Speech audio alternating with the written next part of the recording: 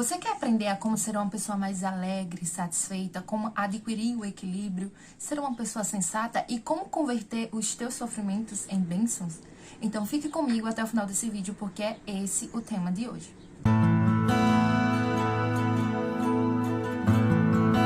Olá, salve Maria! Tudo bem com vocês? Estamos aqui, com mais um vídeo. Esse é o primeiro vídeo da série A Mulher Virtuosa.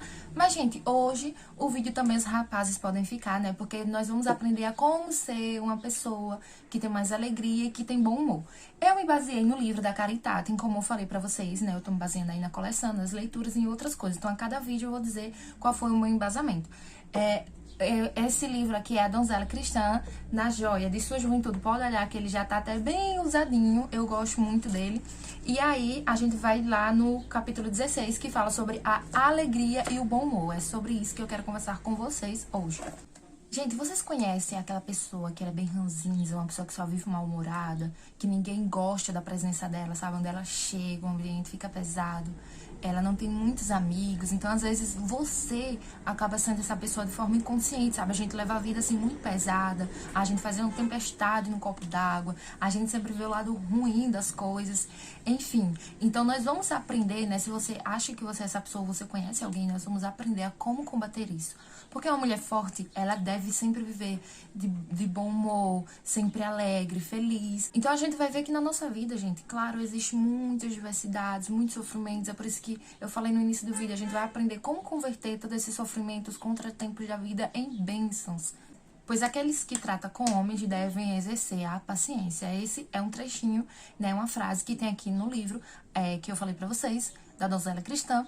E eu achei muito interessante porque a gente sempre vai precisar exercer a paciência, É muito difícil lidar com o ser humano, Nós temos pensamentos diferentes, nós temos temperamentos diferentes, personalidades diferentes, vidas diferentes, cada um traz ali uma bagagem de vida e cada um vai se comportar de uma forma diferente. Então nós precisamos exercer a paciência para lidar com as pessoas. Por exemplo, gente, em casa, seja você filha, seja você esposa, seja você irmã, independente ali do seu estado atual, a gente sempre vai ter ali uns contratempos na família, a gente sempre vai ter alguém que pensa diferente, alguém que age diferente, uma pessoa que é desorganizada, uma pessoa que é mais estressada, enfim. Então a gente sempre vai ter que estar exercendo a paciência, seja em casa, especialmente no trabalho, a gente tem muitas desavenças, É muito difícil você conviver num espaço de trabalho onde ali seja tudo harmônico, onde todas as pessoas pensam igual, é praticamente... Podemos dizer que não existe esse espaço. Até mesmo dentro da igreja, nos grupos, a gente vê ali uma diversidade de pensamentos, onde você tem que saber lidar com a situação para você não ficar estressado, para você não perder a sua paz. Então vejam só, lá no livro, como eu já falei, capítulo 16, é a partir da página 102, vocês vão ter lá, quem não tem um livro quiser comprar, mas quem tiver em casa ainda não leu, acompanhe lá, É uma leitura ótima e aqui eu vou resumir para quem não tem um livro em casa, para quem tem também a gente vai aqui trabalhar junto, esse é o intuito dessa série. No livro tem uma parte que vem falar sobre a nossa vida quando estamos tristes, quando estamos cabisbaixo, quando a gente se entrega à melancolia, A gente vai vendo como a nossa vida, com certeza, vários de nós, eu posso dizer todos, já passou por essa experiência, onde a gente tá ali em um momento de melancolia, é um desânimo, foi um desgaste, é o estresse do dia a dia, são os vários problemas, às vezes são às vezes é a procrastinação, enfim. Então a gente acaba ficando desanimado. Vocês podem perceber que uma pessoa, como dita assim, mal amada, uma pessoa que não se sente amada, onde ela não percebeu ainda o valor que ela tem diante de Deus, onde ela não percebe onde ela não tem o amor dos pais, de amigos, enfim, uma pessoa que acabou de passar por uma decepção amorosa, uma pessoa que sofreu alguns desgastes, tem traumas emocionais, então ela vai ser mais... Ela tem a tendência de ficar mais contraída, de ficar mais triste. Então, ela começa a perceber somente as coisas ruins da vida, A gente tem essa tendência. Eu tô mal, então eu só quero ficar no meu quarto, trancada.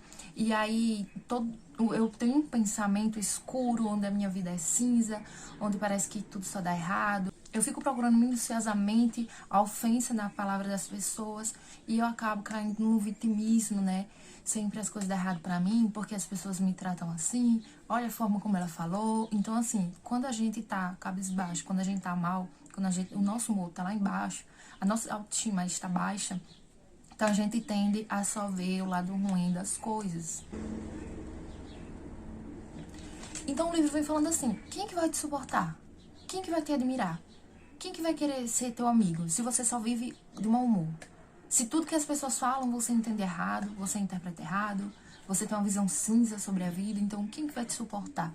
Ao mesmo passo, gente, de que quando estamos felizes, a gente começa a relevar muitas pequenas coisas da vida e se a gente exercer aquela felicidade, aquela alegria, aquele bom humor, a gente também vai conseguir vencer nas coisas grandes. Assim como eu, quando eu estou tão feliz que nada me abala, né? Mas se eu exercer essa felicidade diariamente, aqui depois eu vou dizer como que a gente pode exercer essa felicidade, a gente vai começar a suportar as pequenas coisas e depois, com o tempo, a gente vai começar a suportar as grandes coisas da vida. Eu vou dar aqui um exemplo. Imagine que você acordou super atrasado para um compromisso muito importante que você tinha. Então você pula da cama e aí você corre para fazer as coisas. Aí você tenta abrir a porta não tá abrindo, você, aquilo já te estressa. Daí você conseguir finalmente abrir a porta, você corre e aí você vai tomar café. Aí na pressa que você tá, você derrama o café na tua roupa.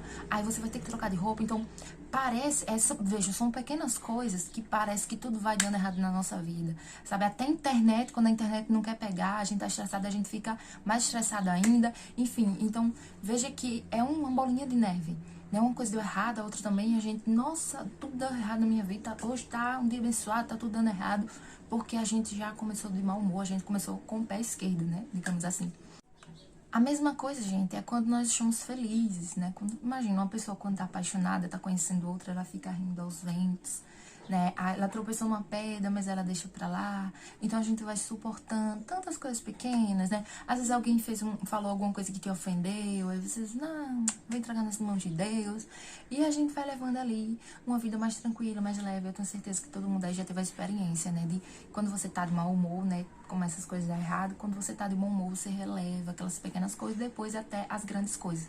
Mas pra gente relevar as grandes coisas, além da gente exercer as pequenas coisas, a gente precisa entender a razão dessa felicidade. A gente precisa ter um embasamento dessa felicidade, porque se não faz sentido, se a gente não entende, não tem sentido nenhum, qual a razão da minha felicidade? Por que eu tenho que suportar essas coisas? Por que eu tenho que amar meu próximo?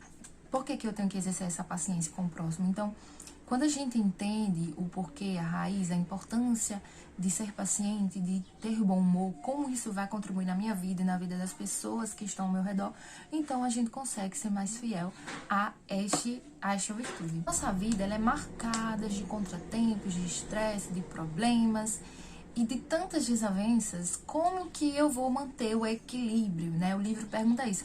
Você quer adquirir o equilíbrio, né? Porque depois de tudo isso a gente pensa, como que eu vou ser uma pessoa mais equilibrada?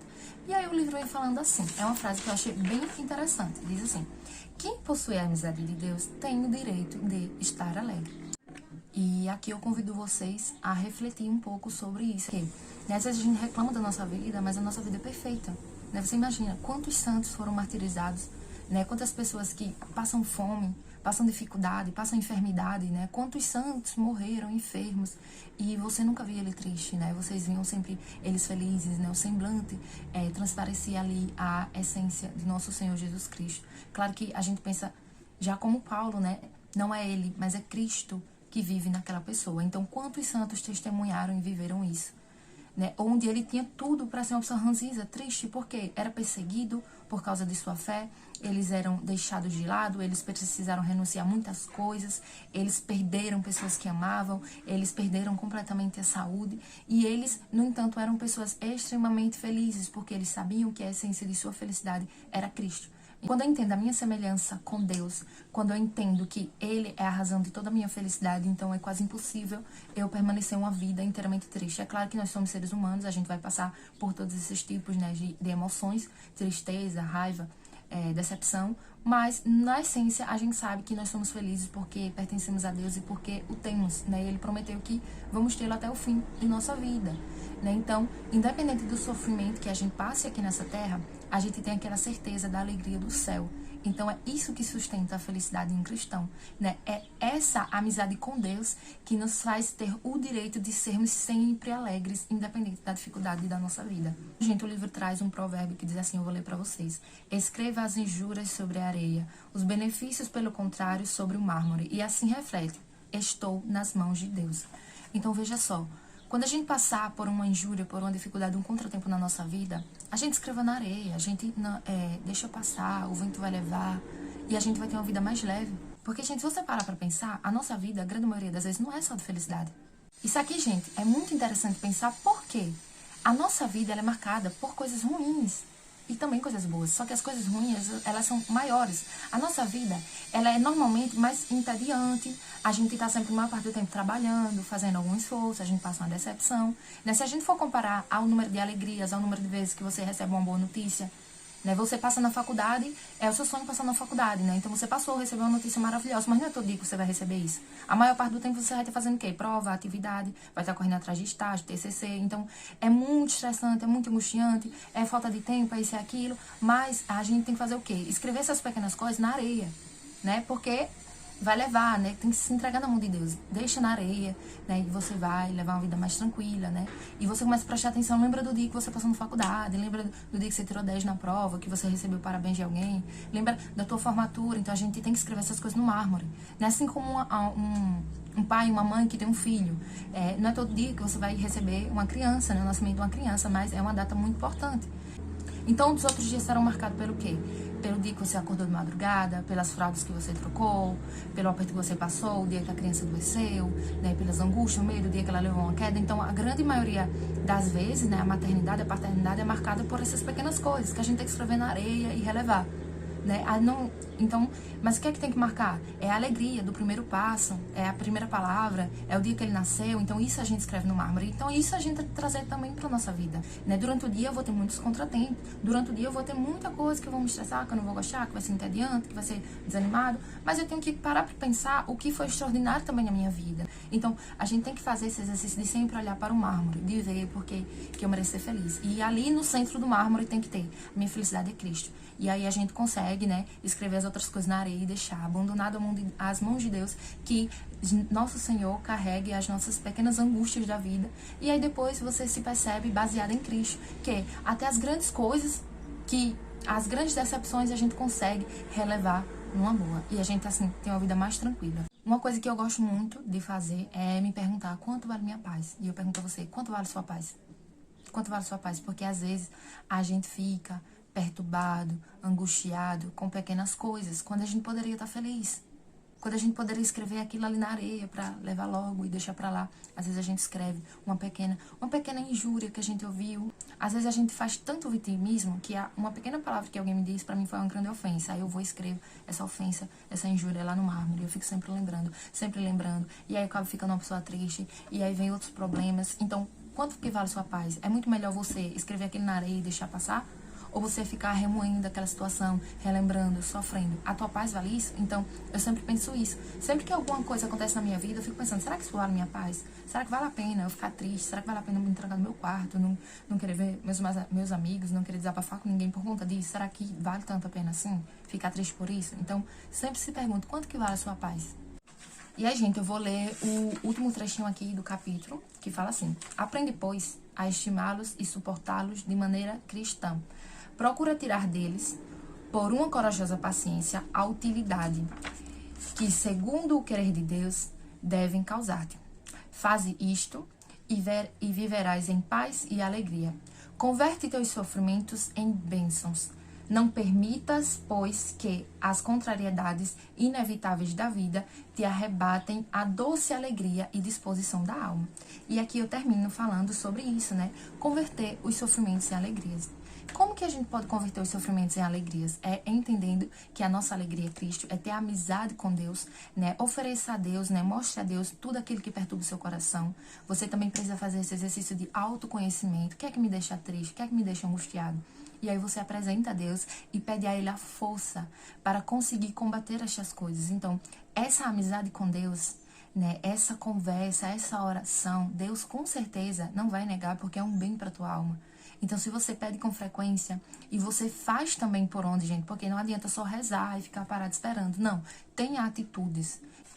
E aí o livro também fala, né, tem uma parte que fala assim: as grandes estátuas, elas foram tiradas de uma pedra bruta. Ele fala assim: ora, o que para a pedra é o martelo, são para o homem o sofrimento, as fadigas e a dificuldade da vida, né? Então, fala assim: fosse a pedra sensível e pudesse falar, em altos brados que não suportaria e como se queixaria amargamente do artista, né? Então veja só, é uma pedra bruta e aí o artista chega com o martelo e fica ali lapidando aquela pedra. Então imagine a pedra fosse tão sensível, se colocasse no vitimismo e dissesse assim, ai, não aguento mais, isso aqui tá doendo demais, né? E tá retirando coisas de você porque a gente precisa retirar, sendo que, então aquele martelo, ele dói, ele incomoda, e a gente não gosta, então a gente pode murmurar, a gente pode não gostar, e aquilo é um sofrimento. Então, o martelo, que é um sofrimento para a pedra, é a mesma tribulação, sofrimento que nós cristãos passamos, e o artista é Deus. Então, essa dificuldade, independente da dificuldade, a dor que você passe, né, a mudança que você esteja passando na sua vida, hoje pode doer, você pode reclamar, mas amanhã você vai ver quão grande obra de arte Deus está fazendo na tua vida. Então, seja grato, né?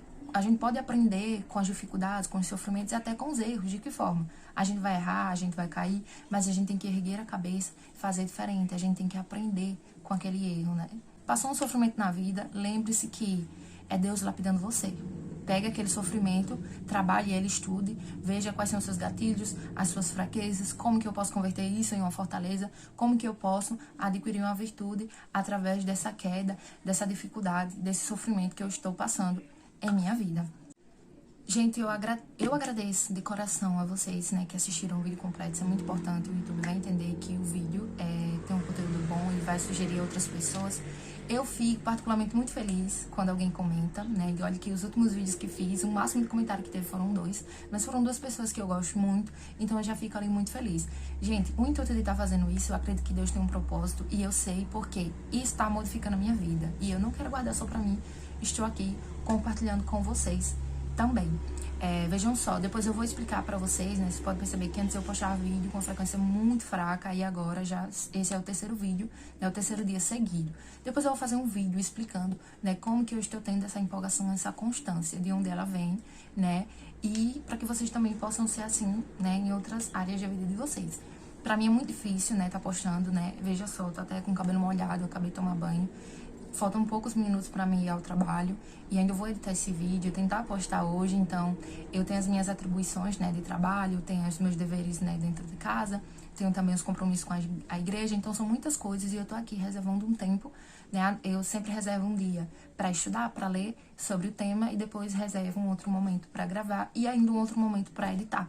Então, essa coisa que parece simples para vocês, para mim é muito trabalhosa. Então, eu preciso muito da oração de vocês para que eu consiga perseverar. E fico muito feliz a você que ficou até aqui.